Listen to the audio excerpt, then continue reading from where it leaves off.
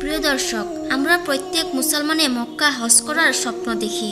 আর আমরা এইটাও জানি যেখানে আমরা শুধু শান্তি দেখি, এক সময় ছিল এক ভয়ঙ্কর বাস্তবতা। কাবার চারপাশে বসানো ছিল ৩৬০টি মূর্তি। মানুষ তাদের পূজা করত, কিন্তু শুধু মূর্তি নয়, সেইখানে ছিল মদের দোকান, সেইখানে চলতো জুয়ার আড্ডা, আর কাবা শরীফের চারপাশে অশ্লীলতা ছড়িয়ে পড়তো। এখন আপনার মনে প্রশ্ন আসতে পারে, যদি এই ঘর আল্লাহ তাআলার হুকুমে হযরত ইব্রাহিম আলাইহিসসালাম তার পুত্র ইসমাইল আলাইহিসসালাম এই পবিত্র মক্কার ঘর স্থাপন করেছিল একমাত্র আল্লাহ তাআলার ইবাদত করার জন্য, তাহলে কেন এইসব হয়েছিল? কেন মূর্তি বসানো হয়েছিল? যেই ঘর পবিত্রতার শান্তির প্রতীক ছিল, সেই ঘর কেন অশান্তির প্রতীক হয়েছিল? কেন? চলুন তাহলে ভিডিওটি স্ক্রিপ্ট না করে ধৈর্য সহকারে শেষ পর্যন্ত দেখুন। ভালো লাগলে অবশ্যই লাইক শেয়ার করে আমার চ্যানেলটি সাবস্ক্রাইব করবেন। মক্কার কেন্দ্রস্থলে দাঁড়িয়ে আছে কাবা শরীফ। এইটি কোনো সাধারণ ঘর নয়, এটি আল্লাহ তাআলার ঘর। হযরত ইব্রাহিম আলাইহিসসালাম ও তার পুত্র ইসমাইল আলাইহিসসালাম আল্লাহ তাআলার নির্দেশে এই ঘর নির্মাণ করেছিলেন। তারা প্রতিজ্ঞা করেছিলেন, এই ঘরে শুধু আল্লাহর ইবাদত হবে, এখানে কোনো শরীক থাকবে না। তখনকার মক্কা ছিল মরুভূমির মাঝে একটি ছোট মক্কা, কিন্তু আশীর্বাদপূর্ণ জায়গা ছিল।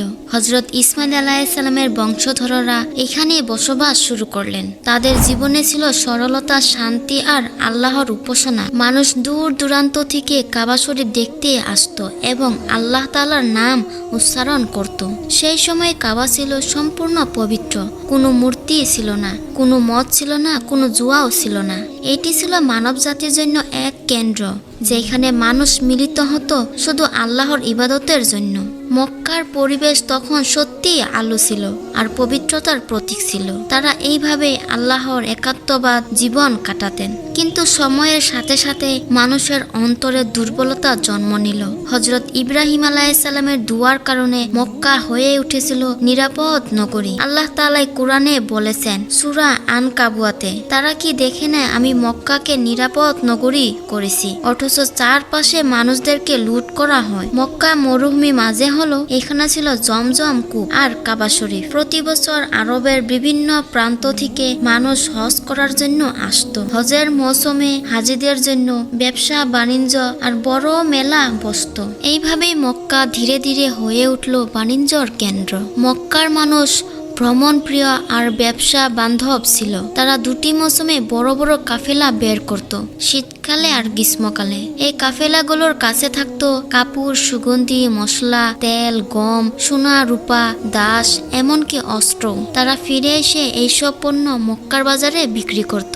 এইভাবে মক্কাবাসী হয়ে উঠল সমৃদ্ধ ব্যবসায়ী। যখন টাকা পয়সা বেড়ে গেল, তখন মানুষের অন্তরে দুনিয়াবি ভালোবাসা ঢুকে গেল। তারা ভাবতে লাগলো, শুধু আল্লাহর ইবাদত নয়, আমাদের উচিত অন্য দেবতাদেরকেও খুশি রাখা। কারণ তারা বিশ্বাস করত অনেক দেবতা আছে যারা রিজিক, বৃষ্টি বা বিজয়ের দায়িত্ব আছে। এইভাবে মক্কা মানুষ কাবাকে ঘিরে শুধুমাত্র আল্লাহর ইবাদত করত। কিন্তু বিদেশি ব্যবসায়ী আর ভ্রমণকারীরা যখন আসতো, তাদের সাথে সাথে আসতো নতুন ধর্ম, নতুন নিয়ম নীতি। রোম থেকে আসতো খ্রিস্টান ব্যবসায়ী, পারস্য থেকে আসতো অগ্নি উপাসক, ইয়ামিন থেকে আসতো নানা কুসংস্কার। মক্কার লোকেরা ভাবলো, যদি আমরা তাদের দেব দেবতার মানি, তাহলে আমাদের ব্যবসা আরো ভালো চলবে। তাদের দেবতা রাগ করবে না, বরং আমাদের মঙ্গল করবে। এইভাবে তাওহীদ থেকে দূরে সরে তারা শিরকে জড়িয়ে পড়লো। মক্কা হয়ে উঠলো শুধু বাণিজ্য শহর নয়, বরং ধর্মীয় মিলনস্থল। প্রত্যেকটা গোত্রই তাদের নিজের নিজের মূর্তি কাবার চারপাশে এনে রাখলো। এইভাবে এক সময় কাবার চারপাশে জমালো ৩৬০টি মূর্তি। কেউ পূজা করত যুদ্ধর দেবতা, কেউ করত বৃষ্টির দেবতা, কেউ করত উর্বরতার দেবতা, আবার কেউ সৌভাগ্যর দেবতাকে পূজা করত। এমনকি হাজিরা যখন হজ করতে আসতো, তাদেরকেও এই মূর্তিগুলোকেও দেখানো হতো, যেন কাবার প্রকৃত উদ্দেশ্যই হারিয়ে গেল। মক্কা ধীরে ধীরে যখন ব্যবসা বাণিজ্যের কেন্দ্র হয়ে উঠল, তখন মানুষের হৃদয় থেকে আসল তাওহীদের শিক্ষা একেবারে মুছে যাচ্ছিল। তাদের মধ্যে সবচেয়ে বড় পরিবর্তন ঘটালেন এক নেতা, তার নাম আমর ইবনে লুহাই। আমর ইবনে লুহাই ছিলেন কুজা গোত্রের প্রধান। তিনি ছিলেন সবচেয়ে ধনী, প্রভাবশালী এবং মক্কার মানুষের কাছে অত্যন্ত সম্মানিত ব্যক্তি।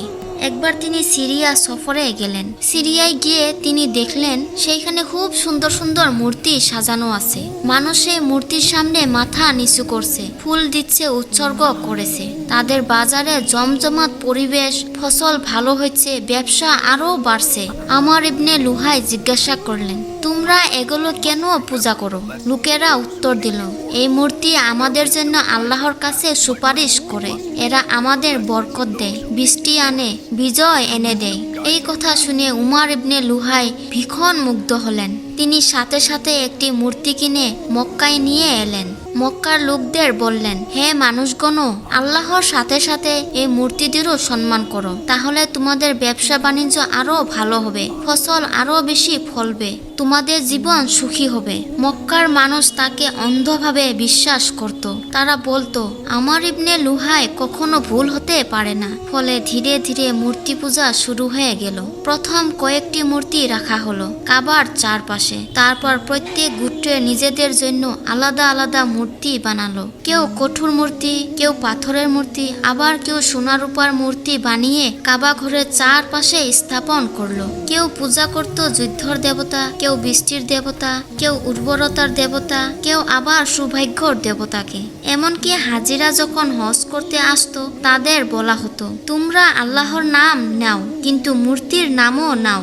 অবস্থা এমন হলো যে হাজিরা কাবা তওয়াফ করার সময় হাততালি দিত, বাঁশি বাজাতো, এমনকি অশ্লীলতার গীত গাইতো। কাবা যেটা ছিল এক সময়ের আল্লাহর ইবাদতের ঘর, সেটি হয়ে উঠল মূর্তি পূজার কেন্দ্র। মানুষের অন্তর থেকে তাওহীদের আলো নিভে গেল। আল্লাহর ঘর যেখানে শুধু লা ইলাহা ইল্লাল্লাহ ধ্বনি হওয়ার কথা ছিল, সেইখানে গর্জে উঠল মূর্তির নাম। এইভাবেই ধাপে ধাপে মক্কার পবিত্র পরিবেশ নষ্ট হয়ে গেল। আরবের প্রত্যেকটা গোত্র নিজেদের আলাদা আলাদা দেবতা বানিয়ে কাবায় রাখলো। যেন কাবা হয়ে গেল বহু দেবতার পারদর্শনী। মক্কার পরিবেশ যখন মূর্তি পূজা ভরে গেল, তখন মানুষের চরিত্র বদলে গেল। যেখানে আগে ছিল সততা, সরলতা আর আল্লাহ ভিত্তি, সেইখানে ধীরে ধীরে আসলো লোভ, আনন্দ, উল্লাস আর অবাধ্য ভোগ বিলাস। ব্যবসা বাণিজ্য শহর হওয়ায় মক্কায় আসতো ইয়ামিন, সিরিয়া, পারস্যর ব্যবসায়ীরা। তাদের সাথে সোনা, রূপা, কাপড়, সুগন্ধির সাথে সাথে মদ আসতো। প্রথমে মদকে ধনী ব্যবসায়ীরা বিলাসিতা হিসাবে ব্যবহার করত, কিন্তু ধীরে ধীরে মক্কার বাজারে মদের দোকান গড়ে উঠল। দিন রাতে মদ বিক্রি হতে লাগলো। মদ্যপানকে তারা সম্মান মনে করত। বড় বড় উৎসব, কবিতা পাঠ, উড্ডোর সব জায়গায় মদের আশার বস্তু। যে কাবা এক সময় ছিল সিজদাহর ঘর, সেটি হয়ে উঠল মক্কার চারপাশে মাতাল মানুষের হাসাহাসি আর উল্লাসে ভরে গেল। মদের সাথে সাথে মক্কায় জনপ্রিয় হলো জুয়া। আরবেরা একে অপরকে ডাকত মাইশির। তারা উট, ঘোড়া বা তীরের মাধ্যমে জুয়া খেলতো। তাদের প্রিয় খেলা ছিল তীর নিক্ষেপের বাজি। 10টি তীর থাকতো, যার 7টিতে পুরস্কার আর 3টিতে কিছুই থাকতো না। ধনী লোকেরা এইগুলো কিনে খেলতো। কেউ পুরো উট পেত, কেউ কিছুই পেত না। এমনকি এই বাজি খেলাতে মানুষ কখনো নিজের পোশাক, সম্পদ, এমনকি দাস বা পরিবারের সদস্যকেও বাজি ধরত। জুয়া এমনভাবে ছড়িয়ে গেল যে এটি হয়ে উঠল মক্কার স্ব এবং আনন্দের উৎস। মদ আর জুয়ার প্রভাবে মানুষের অন্তরে লজ্জা, হায়া হারিয়ে গেল। মেয়েরা কবিতা গাইতো, নাচত, পুরুষেরা মদ খেয়ে সে নিশায় আছড়ে পড়ত। কাবার চারপাশে হাজিদের জন্য আয়োজন করা হতো, গান বাজনা, এবং কি হাজিরা তাওয়াফ করার সময় হাততালি দিত, বাঁশি বাজাতো, গান গাইতো। কেউ আবার কাপড় খুলে উলঙ্গ হয়ে তাওয়াফ করত। তারা বলে, এইভাবেই আমরা জন্মেছি, এইভাবেই পবিত্র হব। এইভাবে কাবা শরীফ, আল্লাহ তাআলার ঘর হয়ে উঠল অশ্লীলতার মঞ্চ। এইসব মদ, জুয়া আর অশ্লীলতার কারণে সমাজ ভেঙে পড়ল। ধনীরা আরো ধনী হলো, গরিবেরা আরো বেশি গরিব হলো। মাতাল হয়ে মানুষ মারামারি করত, খুন খারাপি বাড়লো। মেয়েদের সম্মান ধ্বংস হলো, তাদের ভোগের সামগ্রী বানানো হলো। গরিবেরা ঋণ শোধ করতে না পেরে নিজেদের সন্তান কেউ দাস বানাতে বাধ্য হলো। আরবের মর্যাদা, যেটা এক সময় অতিথি উপায়ন আর সত্যতার জন্য পরিচিত ছিল, সেইটা বদলে গেল। এইটি হয়েছে আমাদের মক্কার পুরনো ইতিহাসের গল্প।